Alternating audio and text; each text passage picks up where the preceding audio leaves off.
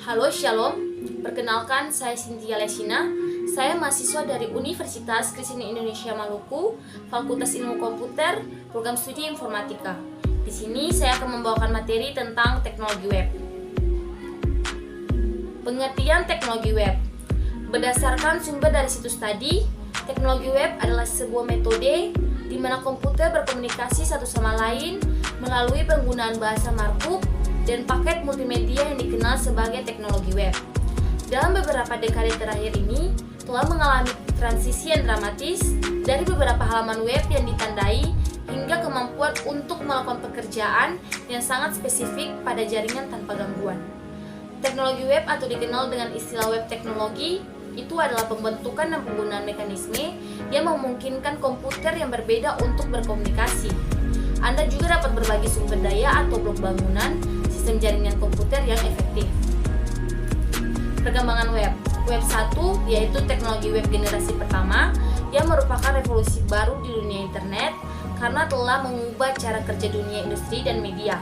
Contohnya situs berita cnn.com atau situs belanja bineka.com. Web 2 yaitu pertama kalinya diperkenalkan oleh O'Reilly Media pada tahun 2004 sebagai teknologi web generasi kedua yang mengedepankan kolaborasi dan sharing informasi secara online. Contohnya situs jejaring sosial facebook.com. Web 3 yaitu teknologi web lebih ke arah web cerdas atau web dengan izin kecerdasan buatan yang lebih memudahkan user dalam berinteraksi. Contohnya web semantik dan cloud computing. Intranet dan extranet. Intranet adalah sebuah jaringan internet internal perusahaan yang dibangun menggunakan teknologi internet. Arsitektur dari intranet berupa aplikasi web dan menggunakan protokol atau TCP atau IP. Sedangkan extranet itu merupakan jaringan intranet perusahaan yang ingin mengekspose informasi yang mereka miliki ke jaringan luar. Kemudian situs web www. Situs web merupakan kumpulan dari halaman web yang sudah dipublikasikan di jaringan internet dan memiliki domain atau URL yang dapat diakses semua pengguna internet dengan cara mengetikkan alamatnya.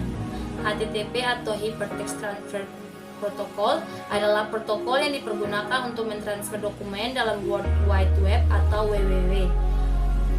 WWW World Wide Web adalah halaman-halaman website yang dapat saling terkoneksi satu dengan lainnya atau hyperlink yang membentuk samudra belantara informasi. URL dan URL Uniform Resource Locator adalah rangkaian karakter menurut suatu format standar tertentu yang digunakan untuk menunjukkan alamat suatu sumber seperti dokumen dan gambar di internet. URL adalah sebuah untaian karakter yang digunakan untuk mengidentifikasi nama, sumber atau layanan di internet. URL digunakan oleh sebuah browser untuk mengidentifikasi sumber daya yang ada di internet yang dituliskan dalam satu baris teks.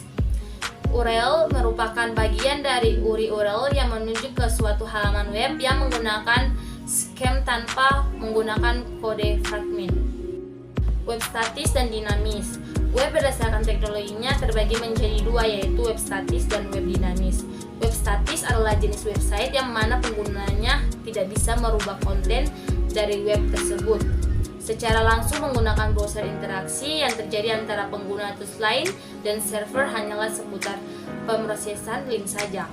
Kemudian web dinamis adalah jenis website dengan interaksi yang terjadi antara pengguna dan server sangat kompleks, di mana seorang atau lain dapat mengubah konten dari halaman tertentu dengan menggunakan browser. Request yang dikirimkan oleh pengguna dapat diproses oleh server untuk kemudian ditampilkan dalam isi yang berbeda-beda menurut alur programnya. Yang berikutnya web side scripting.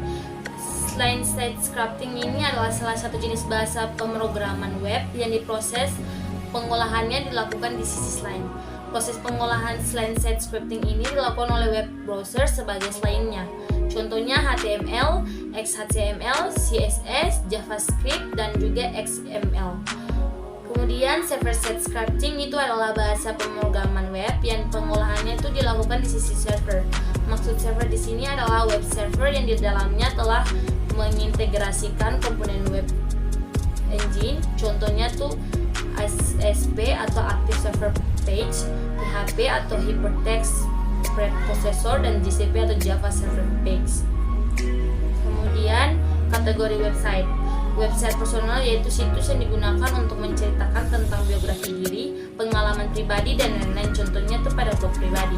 Website komersial atau company profile atau online shop yaitu situs yang dipakai untuk menunjukkan produk dan jasa suatu perusahaan atau juga dapat melakukan transaksi penjualan online atau dengan sistem shopping shared system.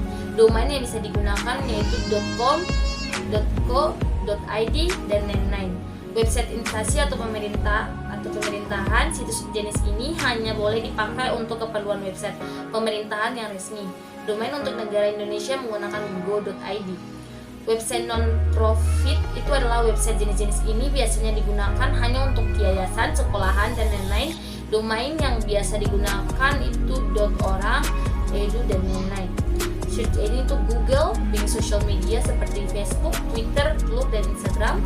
Plug URL dan atau short URL itu seperti ADV, Bitly, dan Short As. Kemudian social bookmark itu seperti Feedburner, Lintes.me. Kemudian web directory itu the most, orang, about you.orang. Terus news itu Detik atau Yahoo, Kompas, dan CNN. Game seperti Lito Game, Game School, dan Prodigy. Online store yaitu Amazon, Bineka, Faceit, dan juga forum, AdsID, Kaskus, Complain, dan juga pemrograman web. Kemudian di sini ada jenis-jenis teknologi web.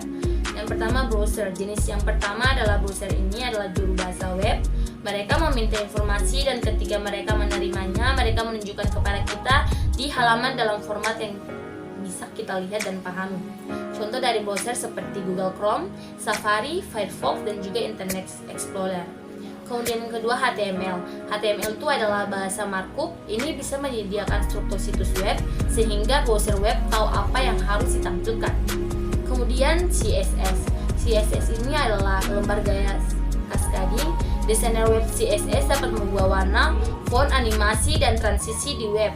Mereka membuat web terlihat bagus. Kemudian yang berikutnya bahasa pemrograman.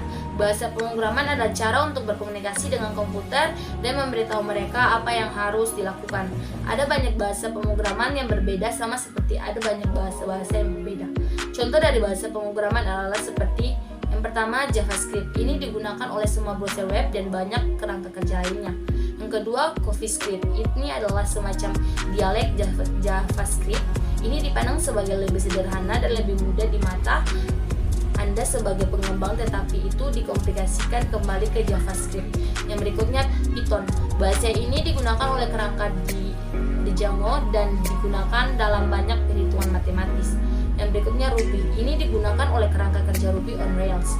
Kemudian PHP digunakan oleh WordPress. Kemudian Go adalah bahasa yang lebih baru dibuat untuk kecepatan. Berikutnya Objective-C itu adalah bahasa pemrograman di belakang iOS dipimpin oleh Apple. Yang berikutnya Swift itu adalah bahasa pemrograman terbaru Apple, dan juga Java ini digunakan oleh Android dan banyak aplikasi desktop. Yang berikutnya itu adalah Libraries.